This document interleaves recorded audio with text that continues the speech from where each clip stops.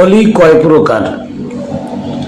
কোরআন সম্মত অলিকে আর কোরআনের বিপরীতে অলিকে কিছু কিছু আহলে হাদিসের বক্তা তো না তক্তারা বলে, কোরআন দিয়ে দেখায় যে আল্লাহ অলি ধরতে তো নিষেধ করেছে, আমি করি নাই, নওজবিল্লাহ। আসলে ওরা কোরআনের কও বোঝে না।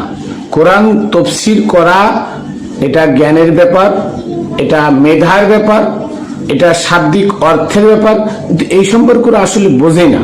তাই ওরা সূরা আরফের 3 নম্বর আয়াতের অপব্যাখ্যা করে। আসুন আজকে এই সম্পর্কে আমি আপনাদের সামনে স্পষ্ট কথা তুলে ধরি যে কোরআন আল্লাহ কি বলছেন।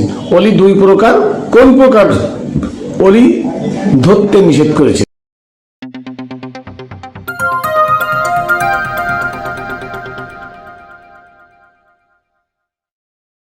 বিসমিল্লাহির রহমানির রহিম। আসসালাতু ওয়াসসালামু আলা সাইয়্যিদিল মুরসালিন, আসসালাতু ওয়াসসালামু আলা সাইয়্যিদিল আখিরিন, আসসালাতু ওয়াসসালামু আলা সাইয়্যিদিল আলামিন, আসসালাতু ওয়াসসালামু আলা সাইয়্যিদিল মুরসালিন ওয়া আলিহি আজমাইন। প্রিয় তরিকার বন্ধুরা, দেশে বাইরে যারা যেখানে আছেন, সকল ধর্মের ঊর্ধ্বে মানব জাতি, তাই আমি প্রত্যেক মানব জাতির কাছে খাতুনে জান্নাত টিভি ইউটিউব চ্যানেল ও ফেসবুক পেজের পক্ষ থেকে জানাই শুভেচ্ছা, অভিনন্দন। আমি আমার সর্বপ্রথম সালাম ও কদমবুসি প্রেরণ করি পাক পাঞ্জাতনের পাক দরবারে, সমস্ত অলিয়া উলিয়া গাউস কুতুব তাদের পাক দরবারে, পাক চরণে, এবং আমি আমার দয়াল হযরতে মানিক চাঁদ শাহ মাদ্দাজিল্লাহুল আলিয়া আমার বাবাজানের পাক কদমে। আজকে আমি আলোচনা করব আহলে হাদিসের কিছু খবিশরা আছে, ওহাবি খারিজিরা, তারা সূরা আরাফের 3 নম্বর আয়াতের অপব্যাখ্যা করে যে আল্লাহ অলি ধরতে নিষেধ করেছে। আমরা তো বলিনি, আপনারা হয়তো বক্তব্যটা শুনেছেন যে আল্লাহ অলি ধরতে নিষেধ করেছেন, আমরা তো বলিনি। অথচ আল্লাহ যেটা বলেছেন ওটা ওরা বোঝে নাই, ওরা বুঝেছে তার উল্টাটা। অলি মানে অভিভাবক। অভিভাবক 2 প্রকার, একটা হচ্ছে তাগুদের অনুসারীরা, আর একটা হচ্ছে সত্য পথের অনুসারীরা। একটা হচ্ছে এজিদের অনুসারীরা, আর একটা হচ্ছে হুসাইনের অনুসারীরা। হুসাইনের অনুসারীরা তারা হচ্ছে আল্লাহ প্রদত্ত, আর এজিদের অনুসারীরা তারা হচ্ছে ইবলিস প্রদত্ত। ওদের তালি অলি 2 প্রকার। অলি আরবি শব্দ, এর অর্থ হলো অভিভাবক।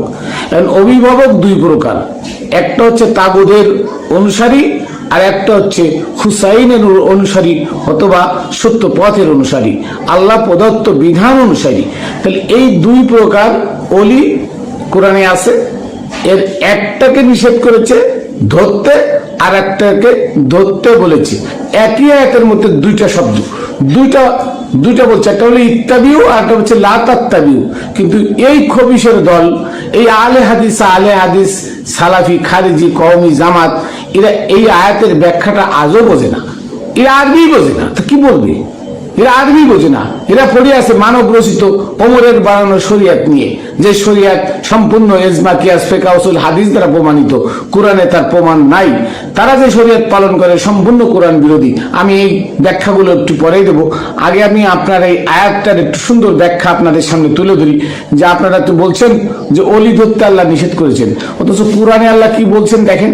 সেই সূরা আরাফের 3 নম্বর আয়াতটাই আমি বলি, দেখেন আল্লাহ বলছে ইত্তাবিউ, তোমরা আনুগত্য করো, অনুসরণ করো, তাদের দেখানো পথে চলো। ইত্তাবিউ শব্দের অর্থ তাদের দেখানো পথে চলো।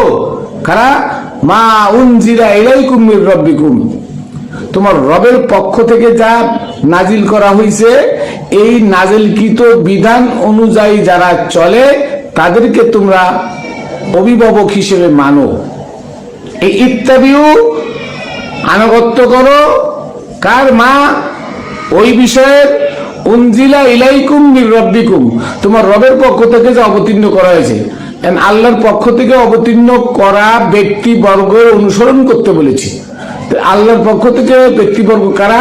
সূরা ইয়াসিনের 21 নম্বর আয়াতে আল্লাহ বলেন, ইত্তাবিউ মাল্লা ইয়াসালুকুম আজরা ওয়া হুম মুহতাদুন। ওই সমস্ত মানুষের আনুগত্য করো যারা ধর্ম প্রচারে কোনো বিনিময় নেয় না। হুম মুহতাদুন, তারা আল্লাহর পক্ষ থেকে হিদায়াত প্রাপ্ত। তাহলে আল্লাহর পক্ষ থেকে যারা হিদায়াত প্রাপ্ত তাদের অনুসরণ করতে বলেছে। সূরা লুকমানের 15 নম্বর আয়াতে বলেছে আল্লাহ, ইত্তাবিউ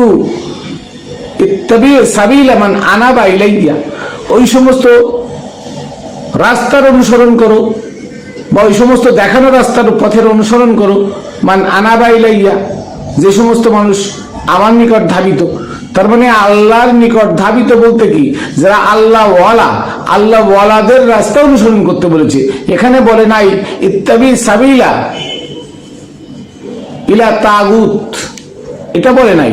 আল্লাহ বলছে যারা আমার রাস্তায় আমার নিকট ধাবিত, মানে আমার সাথে মিলে গেছে, আমার জাতের সাথে মিলে গেছে, আমার রঙে রঙিন হয়ে গেছে, যারা দুনিয়া ত্যাগ করেছে, যারা এই সমাজ এই শরিয়ত, ওমরের বানানো শরিয়ত ত্যাগ করে নির্জনে নিভৃতে গিয়ে আমার প্রেমে পড়ে আমার পাগল হয়ে আছে, তাদের দেখানো পথে চলো। এখানে বলেছে এই কথা, ইত্তাবি মা উনজিলা ইলাইকুম মির রাব্বিকুম, ইত্তাবিউ, তোমরা আনুগত্য করো আল্লাহর পক্ষ থেকে তোমাদের নিকট যা অবতীর্ণ হয়েছে। তবে আল্লাহর পক্ষ থেকে কি রসুল কি আল্লাহর পক্ষ থেকে আসে না?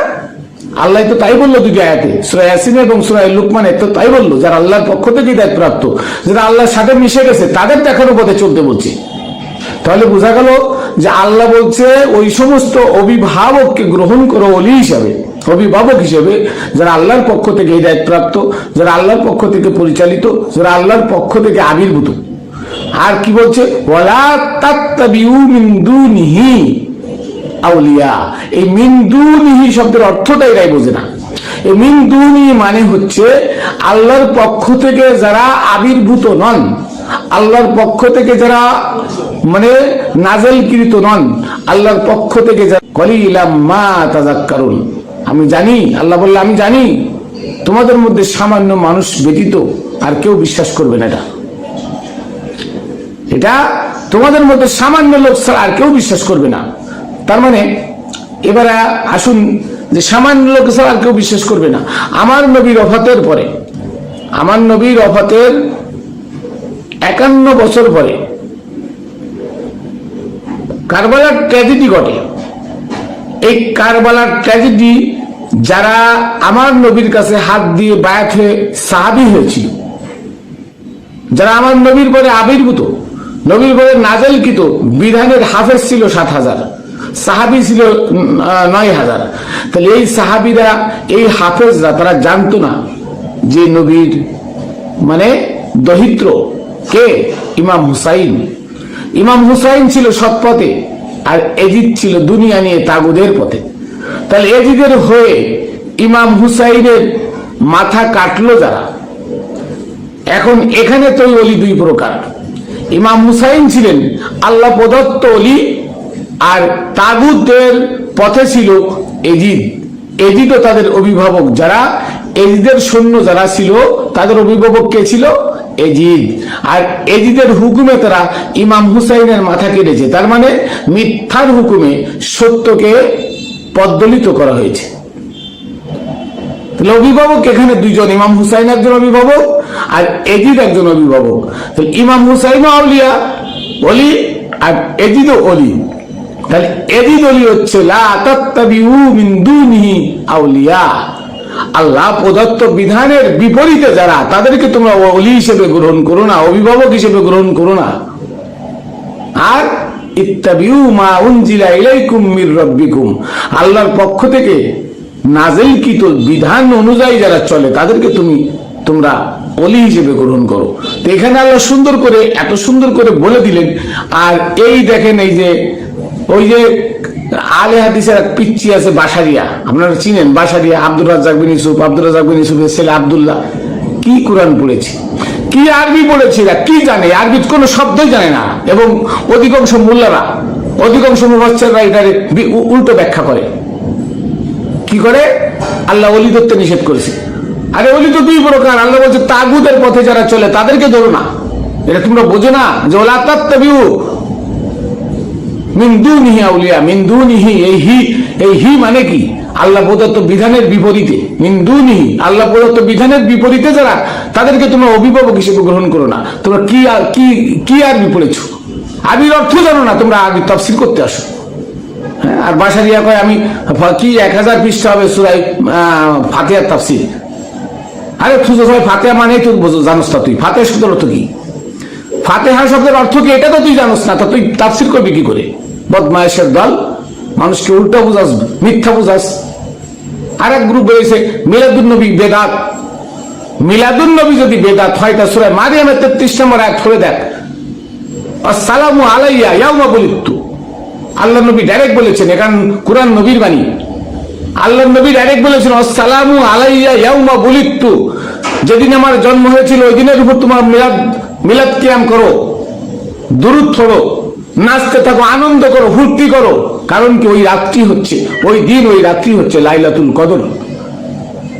ওই রাত্রিটা হচ্ছে পৃথিবীর মধ্যে সবচেয়ে মর্যাদাবান রাত্রি, যে রাত্রি আমার নবী এ ধরাধামে এসেছিলেন, যার জন্য কুল কায়নাত সৃষ্টি হয়েছে, যার জন্য আসমান জমিন ফেরেশতা মানব এই যে 18,000 মাখলুকাত সৃষ্টি হয়েছেন।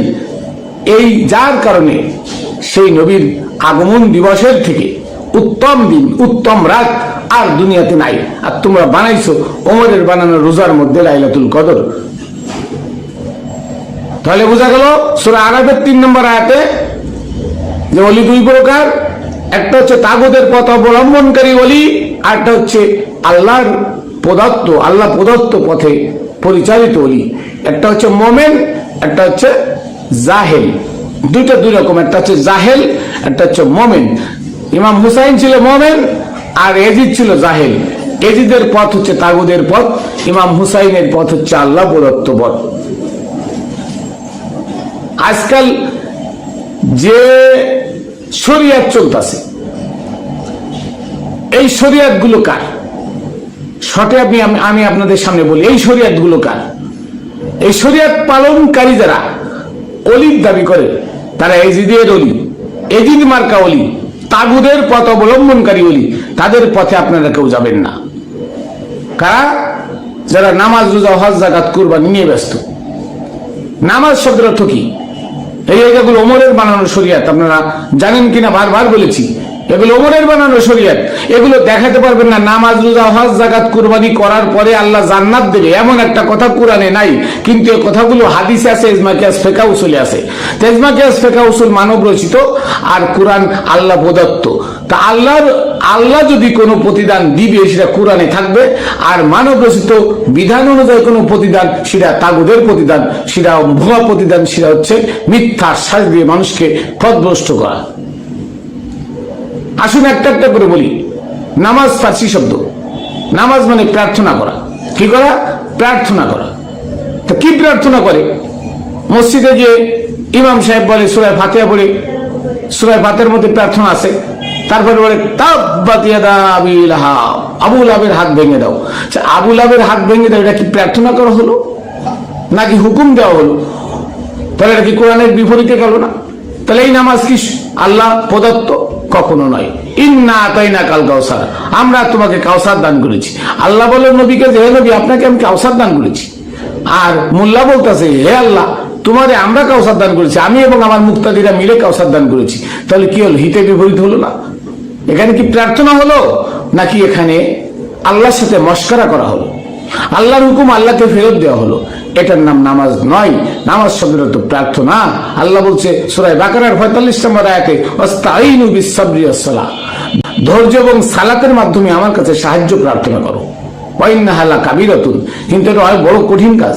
ইল্লা আলাল খাশিন, বিনয়ীরা ছাড়া পারে না। আর বিনয়ী কারা? বিনয়ী হচ্ছে আমানু, যারা একজন কামেল গুরুর কাছে গিয়ে আত্মবিসর্জন দিল, নিজের আত্মহুতি দিল, নিজে মরার আগে মরে গেল, মুরিদ হলো, ওই ব্যক্তি হচ্ছে বিনয়ী। আরে বিনয়ীরা ছাড়া কখনো সাহায্য প্রার্থনা আল্লাহর কাছে করতে পারবে না। কার কথা? আল্লাহর কথা। তাহলে নামাজ মানে সাহায্য প্রার্থনা করা, নামাজ মানে প্রার্থনা করা। আর সে নামাজ মানে হচ্ছে আল্লাহর সাথে টিটকারি করা, আল্লাহর সাথে মশকরা করা, আল্লাহটা আল্লাহকে ফেরত দেওয়া। মানব রচিত বিধান অনুযায়ী কোরআনের মধ্যে মানে বলা আছে সূরা মায়দা 44, 45, 47 নম্বর আয়াতে, আমাল্লাম ইয়াহকুম বিমা আনজালাল্লাহু ফাউলাইকুমুল কাফিরুন, যারা আল্লাহর বিধান অনুযায়ী ফয়সালা করে না তারা কাফের। তবে নামাজের মধ্যে আল্লাহর বিধান কি আছে? নামাজের মধ্যে দোয়া দুরুদ যা কিছু সবই ওমরের বানানো, সবই ওমরের বানানো, মানব রচিত। তা মানব রচিত বিধান দিয়ে আল্লাহর ইবাদত কি করে করলে সেটা আল্লাহ গ্রহণ করে বলেন তো?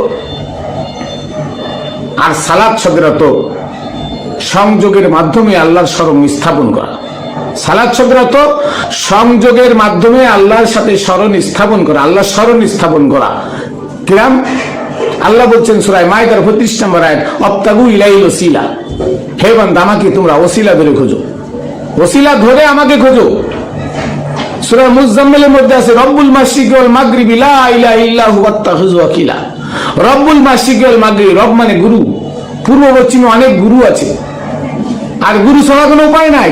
ফাত্তাখিযু ওয়াকিলা, গুরুকে তোমরা উকিল হিসেবে, মধ্যস্থকারী হিসেবে ধরে আল্লাহকে খোঁজো। আর আমরা কি করি আজকে? আমরা আজকে তাগুদের পথে যারা চলে তাদেরকে ধরে আল্লাহ খুঁজি, কখনো সম্ভব নয়। এই তাগুদের পথে যারা আছে তাদেরকে অভিভাবক হিসেবে ধরতে আল্লাহ নিষেধ করেছে, ওয়ালা তাত্তাবিউ খুতুওয়াত ওয়ালা তাত্তাবিউ মিন দুনিহি আউলিয়া,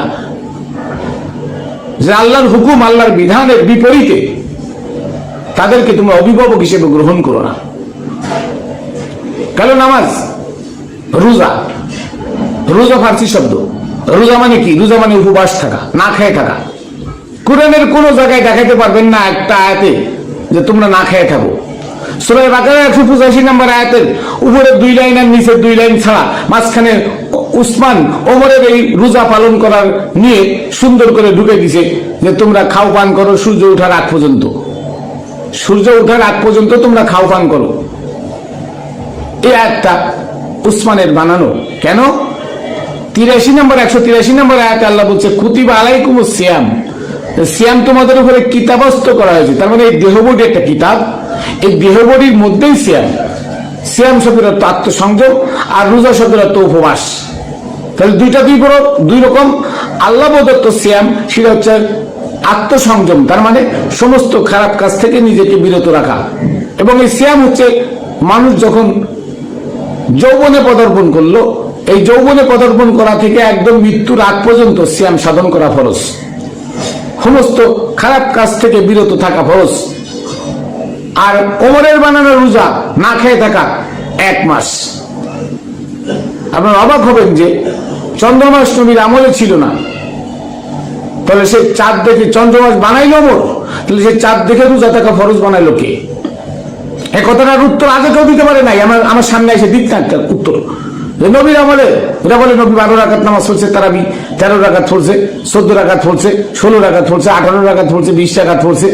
হ্যাঁ, এই যে গল্প করে তারা, খেজুর দিয়ে রোজা রাখছে, নাউজুবিল্লাহ। অথচ নবীর আমলে চন্দ্রমাস ছিল না, এই আরবি মাস ছিল না। তাহলে আরবি মাস যদি না থাকে তাহলে ওমর বানাইলো চন্দ্রমাস চাঁদ দেখে রোজা থাকা ফরজ হইল কি করে? চাঁদ দেখে রোজা থাকা ফরজ কি করে হইল? আমার একটু আপনারা বলেন। নবীর আমলে ছিল না হিজরি মাস মানে চন্দ্রমাস। তাহলে সিয়াম শব্দের অর্থ হচ্ছে আত্মসংযম, সমস্ত খারাপ কাজ থেকে নিজেকে বিরত রাখার নাম হলো সিয়াম। আর রোজা মানে না খেয়ে থাকা, ভোরবেলায় জনমের খাওয়া খায়, দুপুরবেলায় না খেয়ে সন্ধ্যাবেলায় আবার খাইলাম, এটার নাম রোজা।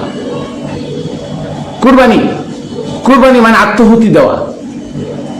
আর এই কুরবানি মানে এখন কি জঙ্গলের পশু এনে জবাই করে কুরবানি করা। অথচ সূরা হজের 37 নম্বর আয়াত পড়ে দেখেন, লা ইয়ানালুল্লাহা লুহুমুহা ওয়ালা দিমাউহা ওয়ালাকিন ইয়ানালুল্লাহা মিনকুমুত তাকওয়া ওয়া কাযালিকা সাখখারাহা লাকুম। আল্লাহ বলতেছে আমি প্রত্যেকটা মানুষের উপরে এমন একটা পশু অধীনস্থ করে দিয়েছি যে পশুটা জবাই করলে রক্ত হয় না, মাংস হয় না।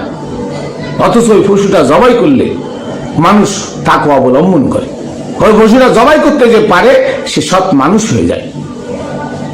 তাহলে আমার মধ্যে পশু আছে, আমার পশুকে আল্লাহ জবাই করতে বলছে, এটার নাম কুরবানি। কর্বুন মানে নিকট, আর কুরবানি আমার নিকটত্ব বস্তু, আমার নিকটে, মানে আমার মধ্যে একটা পশু আছে, ওই পশুটাকে জবাই করলে কি হয়, আমি আত্মহুতি দিলাম, আমি সৎপথ অবলম্বন করলাম, আমি তাকওয়া হলাম, মুত্তাকি হলাম, ওই পশুটাকে জবাই দিলে।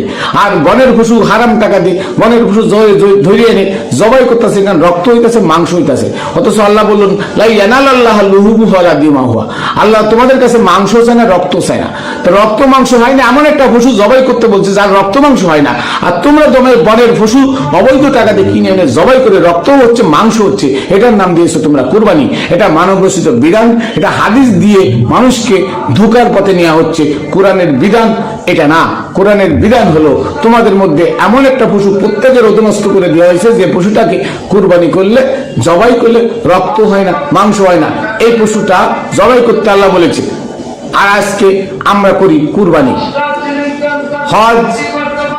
হজ্জুল বাইত, আল্লাহ বলছে হজ্জুল বাইত, ঘরের হজ করো। ঘরের হজ করো বলতে এই দেহ বডির মধ্যে যত নাপাক আছে, হজ্জুন শব্দের অর্থ বিন্দু বিন্দু করে যত নাপাক আছে দেহ বডিতে, সব নাপাক খুঁটে খুঁটে বের করে দেওয়ার নাম হলো হজ। আর এখন হজ হচ্ছে অবৈধ টাকা কামায় ব্যাংকের ঢোকায় রাখছে, সেই টাকা দিয়ে কি করে, টিকিট কেটে সৌদির ভিসা লাগায় চলে যাচ্ছে হজ করতে, ওই কাবাবার আদম আলাইহিস সালামের রওজা ঘুরতে। ওটার নাম হচ্ছে হজ। এই হজ হলো সার্টিফিকেট। এই হজ কি সার্টিফিকেট? ওটা হজ নয়, ওটা হজ হচ্ছে তোমার বডির মধ্যে হজ্জুল বাইত, মানে নিজের বডি, এই বডির হজ করো, তার মানে বডির মধ্যে যত। তাহলে বোঝা গেল কোরআনের হজ হলো একরকম, আর মানব রচিত জাল হাদিস এবং ইজমা কিয়াস ফিকহ উসুলের হজ হলো ভিন্ন রকম। কোরআনের হজ সূরা বাকারার 125 নম্বর আয়াতে আল্লাহ বলছে সব ধরনের মানুষ কাবা করে যাবে জিয়ারাতে। সব ধরনের মানুষের জন্য কাবা উন্মুক্ত করা হয়েছে, নিরাপদ স্থান বানানো হয়েছে, পুনর্মিলন কেন্দ্র বানানো হয়েছে। ওয়াই জালনাল বাইতা মাসাবাতাল লিন-নাসি ওয়া আমনা, আল্লাহ ডাইরেক্ট বলেছেন। স্মরণ করে এই সময়ের কথা যখন আমি এই কাবা ঘরকে সমগ্র মানব জাতির জন্য পুনর্মিলন এবং নিরাপদ স্থান বানিয়ে দিলাম। তাহলে সমগ্র মানব জাতি যাবে কাবা ঘরে হজ করতে, এটা হলো কোরআনের বিধান। আর বর্তমান হজ চলতেছে কি, মুসলমান ছাড়া আর কেউ যাইতে পারবে না, তার মানে এটা কোরআনের বিপরীতে, এটা তাগুদের পথ, এটা ওমরের পথ। অতএব এই হজ পালনকারীরা তাগুদের অনুসরণে চলছে, তাগুদের পথে চলছে। অতএব এই সমস্ত হজ, নামাজ, রোজা, যাকাত, কুরবানি পালনকারীরা হচ্ছে তাগুদের পথে। অতএব তাদেরকে তোমরা ওলি হিসেবে গ্রহণ করো না। এটা আমার কথা না, এটা কোরআনের কথা। যাকাত কি? যাকাত মানে মুহতাল। কোরআনে 82 জায়গায় আছে আকিমুস সালাত। আকিমুস সালাতের একটা জিজ্ঞাসা চিহ্ন আছে। আকিমুস সালাত, আল্লাহ জিজ্ঞেস করলেন, হে বান্দারা তোমরা কি সার্বক্ষণিক আমার ধ্যানে থাকতে চাও? ওয়াতু যাকাত, মোহ ত্যাগ করো। যাকাত শব্দের অর্থ মোহ ত্যাগ। আপনারা ডিকশনারি খুলে দেখবেন। মোহ ত্যাগ মানে দুনিয়ার মায়া, মমতা, মোহ, ধন সম্পদ, স্ত্রী, পুত্র, পরিবার, পরিজন, এই সমাজ, এই শরিয়ত, এটাকে লাথি মেরে ফেলে দাও, দিয়ে গাছতলায় বাসতলায় গিয়ে বসো, বসে আমার স্মরণ সংযোগ করো, আমার সাথে ধ্যানে থাকো, আমার প্রেমে মগ্ন হও। আল্লাহ বলেছেন এটা। আর সেটা আজকে কি হয়েছে, ওমর বানাইলো শতকরা 2.5 টাকা দিয়ে তুমি যাকাত দাও। অথচ সূরা তওবার 60 নম্বর আয়াত পড়ে দেখেন, সেখানে লেখা আছে সদকা। এই সদকা হচ্ছে খুমুস। আপনার বছরে খায় পড়ে যে টাকা আপনার থেকে যাবে, যে টাকা থেকে যাবে, ওই টাকার 1/5 6 জন লোকদেরকে দিতে বলেছেন। এটার নাম হলো সদকা। আর ওমর কি করেছে, সেটাকে 2.5% আনছে। যেখানে আসে 20%, সেখানে ওমরে আনছে 2.5%। তার মানে ধনীরা আর ধনী হয়ে যাক, গরিবরা না খেয়ে মরুক। এটা কোরআনের পক্ষে নয়, এটা কোরআনের বিপক্ষে। অতএব এই যাকাত ওমরের শরিয়ত, এই যাকাত আল্লাহর শরিয়ত নয়। অতএব এই ওমরের শরিয়ত পালনকারী যারা, তারা তাগুদের পথে, তাদেরকে তোমরা অভিভাবক হিসেবে গ্রহণ করো না। তাহলে বুঝলেন যে বর্তমান শরিয়ত আর কোরআন দুইটা দুই রকম। কোরআনের শরিয়ত নামাজ, রোজা, হজ, যাকাত, কুরবানি ভিন্ন। আর ওমরের শরিয়ত বর্তমান যা দেখতেছেন, নামাজ, রোজা, হজ, যাকাত, কুরবানি, এই যা দেখতেছেন, এটা হচ্ছে শুভাঙ্করের ফাঁকি। অতএব আমাদের উচিত সত্য পথ আঁকড়ে ধরা, সত্য কথা বলা, হালাল রুজি ভক্ষণ করা, এবং আমাদের প্রত্যেকের উচিত হলো সৎ পথ দেখানো, মানুষকে সৎ পথের আহ্বান করা। তাই বলছি, ওলি দুই প্রকার, তাগুদের পথে চলা ওলি। আমাদের মধ্যে দেখবেন আজান দিলে মুরিদ নিয়ে সব ভক্তবৃন্দ নিয়ে মসজিদে যায়, নামাজ পড়তে, কেন? আল্লাহরে খুঁজে।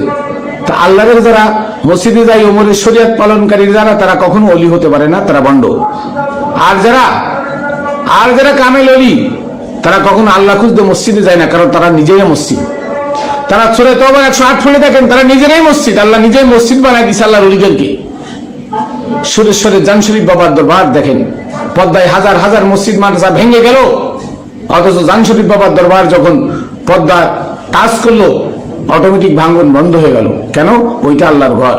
তাই আল্লাহ পদ্মাও আল্লাহর, আর ওই জান শরীফ বাবার রওজাও আল্লাহর। তাই সেই রওজাটা ভাঙ্গে যায় নাই, রওজাটা আজও ভাঙে নাই। এত ভাঙল, এবারও ভাঙছে কত বাড়িঘর, কই রওজাটা আজও ভাঙে নাই। এটাই নিদর্শন। আল্লাহ বলছে এইগুলো আল্লাহ প্রদত্ত বলি, এরাই আল্লাহ প্রদত্ত বলি। তবে দুঃখের বিষয়, জান শরীফ বাবার পীর ফতে আলী ওয়াইসি, উনি ওয়ারসিয়া তরিকার, আর জান শরীফ বাবাও ওয়ারসিয়া তরিকার। উনি মজদুব ছিল, উনি কোন তরিকার কথা বলে যান নাই। অথচ ওনার ছেলেরা আজকে মোজাদ্দে দিয়া বক্করিয়া তরিকা ধরছে। কোন তরিকা? বক্করিয়া তরিকা। আটটসি ওনার পীর ওয়ারসিয়া তরিকার, অথচ ওনারাও ধরছে, ওনারাও নকশবন্দি বক্করিয়া তরিকা। দুঃখ লাগে, কষ্ট লাগে যে গোড়ার পীরা কি ছিল, আর এরা সৌদির টাকা খায়, তাগুদের টাকা খায়, তাগুদের সাথে হাত মিলে তরিকা ফাল্টায় বক্করিয়া তরিকায় ঢুকছে। যাই হোক, আমি আপনাদের সামনে তুলে ধরলাম অলি ধরা ফরজ। অলি ধরা কি ফরজ? সত্য পথ পাইতে হলে আল্লাহ প্রদত্ত অলি যারা, তাদের কাছে গিয়ে নিজেকে বিক্রয় করে দেন, তাহলে আপনি ইহকাল পরকাল মুক্তি পাবেন। অন্যথায় আপনার মৃত্যু হবে কুবুরির সাথে। তো আমি আপনার পরবর্তীতে ভিডিও আনবো যে সহজভাবে জান্নাতের লোভে তো মসজিদে যান, আর আল্লাহ জান্নাতের জন্য কি বলেছেন, সহজভাবে জান্নাত পেতে হলে কি করতে হবে, এই বিষয়ে আমি আমার আগামীকালকে একটা ভিডিও বানাবো। এই বিষয়ে আপনাদের জন্য, আপনাদের অবগতির জন্য আমি সর্বক্ষণ সত্য কথাটা তুলে ধরি, সত্যটা বলি কোরআন থেকে। অন্য কোনো হাদিস, ইজমা, কিয়াস, ফিকহ, উসুল মানি না, কারণ মানব রচিত বিধান। যাই হোক, আমার জন্য দোয়া করবেন। আমি আমার শেষ সালাম কদম বুসি প্রেরণ করি পাক পাঞ্জাতনের পাক দরবারে, সমস্ত আউলিয়া উলিয়া গাউস কুতুবের পাক দরবারে, বাবা শাহ আলীর পাক দরবারে, বাবা শাহজালাল শাহপুরান, সৈয়দ নাসিরউদ্দিন সিফা সালার আলাইহিস সালাতু ওয়াস সালামের পাক দরবারে, বাবা খানজাহান আলী ওনার পাক দরবারে, এবং আমি আমার দাদা হুজুর মুতালেব শাহ রহমতুল্লাহ আলাইহির পাক দরবারে, আমার গুরু হযরতে মানিক চাঁদ শাহ মাদ্দাজিল্লুহুল আলিয়া, আমার বাবাজানের পাক চরণে রেখে এখানে শেষ করছি। জয় গুরু।